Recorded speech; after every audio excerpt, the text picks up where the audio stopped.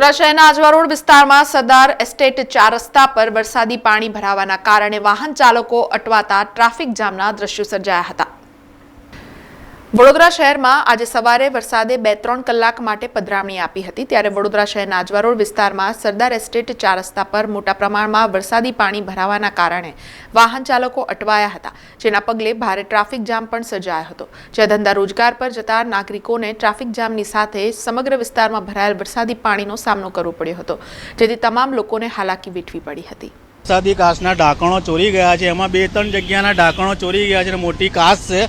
આમાં આવતા જતા કોઈ પણ માણસ અંદર ડૂબી શકે છે, મોટી કાચ છે સરદાર એસ્ટેટ 4 રસ્તા પર। પરમ દિવસે ચોરી ગયા છે ઢાંકણો। ના, કોઈને જાણ નહીં કરી।